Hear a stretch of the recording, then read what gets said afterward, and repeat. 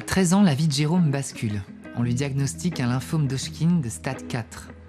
Une annonce qui va forger son caractère et qui va lui permettre de découvrir sa vocation. Aujourd'hui, je le retrouve chez lui pour un shooting avec Juliane. En fait, de mes 12 à 13 ans, la nuit, ça m'arrive de me réveiller avec des douleurs de dos terrifiantes, terribles. Et on fait énormément de recherches jusqu'au moment où on découvre que j'ai un cancer, un lymphome d'Hodgkin en stade 4, plus vulgairement un cancer des ganglions. Est-ce que tu réalises tout de suite la gravité de ce qui est en train d'arriver? Tu sais combien il y a de stades à un cancer? Rappelle-moi les choses. Il y en a 4. Voilà. C'est ce que il me semblait que c'était ça, mais je me dis bon, on va pas. Et j'éclate de rire, je dis c'est con pour une fois que j'ai une belle note. Et d'un coup, on prend un peu le ton, mon professeur qui est là en train de prendre des pincettes parce qu'il sait pas. Et toute ma maladie, je l'ai vécue comme un jeu. En me disant, mais finalement, on prend ça comme ça, et etc. Sauf que je fais une rechute. Combien de temps après? 4 ans après. Isolé pour sa survie, Jérôme ne pense qu'à une chose, vivre. C'est assez challengeant de devoir finalement être hospitalisé, opéré. Tu vois la peur dans le regard de tes parents, dans le regard des proches. Et en même temps, c'est magnifique parce que on se concentre plus que sur l'essentiel et chaque pas est une victoire. Ce jeune homme à l'univers délirant s'est accroché à ses rêves et a battu la maladie. Et il n'y a rien de pire à vivre que cet isolement. Ce fait, t'es en train de te battre pour vivre et personne n'a cette conscience du combat que tu vis. Les gens te regardent bizarrement dans la rue parce que t'as un crâne rasé, t'as un enfant de 13 ans et tu souffres.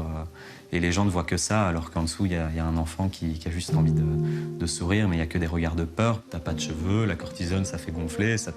La période de 13 à 17 ans, c'est une période où t'as envie de plaire. Et en fait, physiquement, tu ressembles à rien parce que tu es marqué par la maladie. Et j'ai démarré un projet où je voulais montrer la différence et encourager les gens à être fiers de leur différence, être fiers d'eux-mêmes et être fiers de qui ils sont. T'es vraiment dans un truc plus de l'ordre presque un peu politique, de dire que ça vous dérange ou pas, vous regarderez ma tête telle qu'elle est maintenant et je vous emmerde en fait. Il y a un peu de ça en fait derrière. Il y a vraiment cette idée, moi c'était mon combat, c'était, même si c'était déconseillé par les médecins, c'était de sortir. D'aller faire mes courses et d'être là avec mon crâne rasé. Et d'affronter le regard des autres. D'affronter le regard des autres. Arrêtons d'en faire un tabou, parce que c'est pas un tabou la maladie. Immortaliser les divergences, valoriser les différences de chacun, montrer la beauté de ce que certains appellent défaut, c'est l'ambition de Jérôme. Il faut montrer plus ça, parce qu'il y a des milliers de personnes qui vivent les mêmes choses, parce que c'est une vraie force. Dans tout ce malheur et dans toute cette tristesse, il y a énormément de résilience qui en sort et il y a une empathie tellement folle qui en est dégagée. Et il faut montrer ça parce que moi, je vois pas de la pitié, je vois que du courage de continuer à vivre et faire le même quotidien que les autres avec toutes ces épreuves de vie. Et c'est comme ça que c'est parti avec ces rencontres incroyables où à chaque fois, j'ai l'impression de me retrouver dans la personne que je côtoie. Moi, j'ai pas du tout vécu ce genre de choses, mais moi j'ai été aussi très souvent mis à l'écart parce que j'étais différent et tout.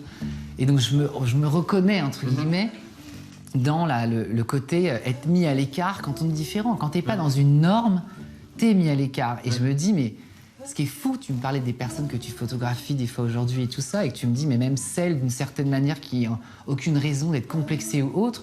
Je veux dire, quand tu grattes toujours chez les gens, quand tu grattes le vernis, il y a toujours des failles, toujours des trucs qui font qu'à un moment, tu te rends compte qu'on souffre tous du manque de considération de ce qu'on est réellement et pas de la façade qu'on renvoie.